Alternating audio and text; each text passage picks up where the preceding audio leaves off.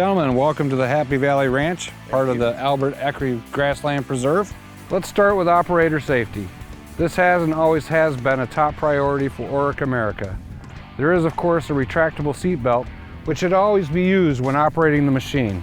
All that's necessary is just depress this button underneath here, and the belt retracts out of the machine. Behind the operator is our rollover protection system. We recommend that the roll bar remain in its upright position while in operation. However, you can lower the roll bar by simply removing the cotter pins on each side of the roll bar. This makes it easy to mow around trees with low-hanging branches and other little obstacles that might be in the way. This also makes the Brush Rover more compact for traveling on a truck or trailer. Down here, we have a lever that says on and off. What that does is disengages the transmission, so you're able to push the machine. Now it's quite heavy. You'll only probably be able to push it by yourself a few feet, but should that become necessary, just wanted you to have that information of where it is. Below the front of the seat is an adjustment lever. Simply pull on the lever and the seat will move freely forward or backwards to your desired position. Now here's a nice little feature for when you need to change the blade belt. Simply move the seat forward and up, then reach down and yank up, and the lever will release, and voila, easy access to your blade belt for your changes. Next, just pull the seat forward and up, and that reveals right down here the seat's safety sensor. Okay, so if you hop off the machine without setting the parking brake, what'll happen is it will automatically shut off. In order to start the Brush Rover, just jump aboard, sit down, press down on the brake with your foot, pull out the choke, and turn the key. Then, when you want the headlights to come on, just press this blue button here. Sometimes you may want to jump off the mower to pick something up or just stand up, but don't want to shut off the engine.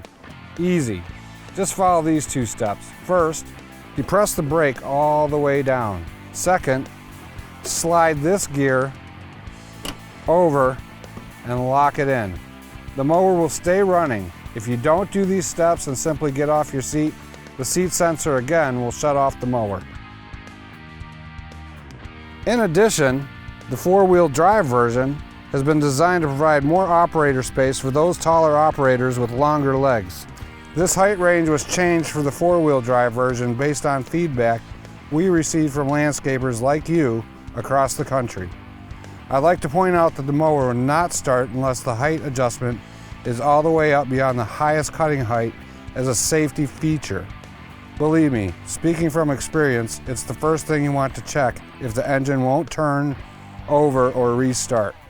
Next to the blade height adjustment lever is the blade engagement lever.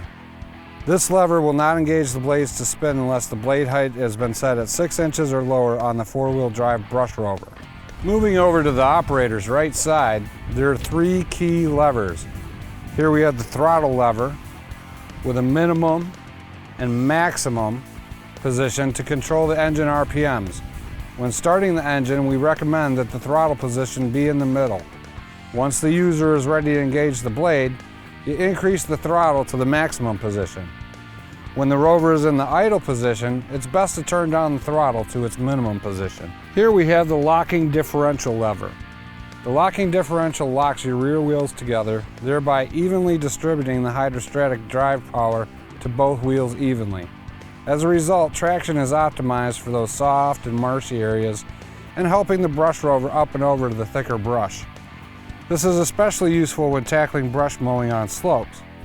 While the two-wheel drive Brush Rover conquers slopes up to 15 degrees, the four-wheel drive Brush Rover can mow on slopes slightly steeper than 20 degrees. Moving down to the front of the four-wheel drive Brush Rover, you may notice that we changed the angle of the knockdown bar by a few degrees compared to the two-wheel drive version. This change allows the flails to cut the brush closer to the root. When you run into heavy brush and saplings, they'll hit up here, fold over, you run over them, and the blades underneath mulch everything up. Down here, you'll notice we now put metal reinforcements to aid in feeding the brush under the deck. It's also a safety feature that protects your feet from accidentally going under the deck. Let's take a look at the four-wheel drive Brush Rover's mowing deck.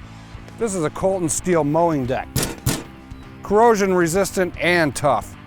Colton steel is a special alloy that when it gets scratched and abraded, it actually oxidizes a new protective layer, almost self-healing. The Brush Rover has a floating mowing deck design.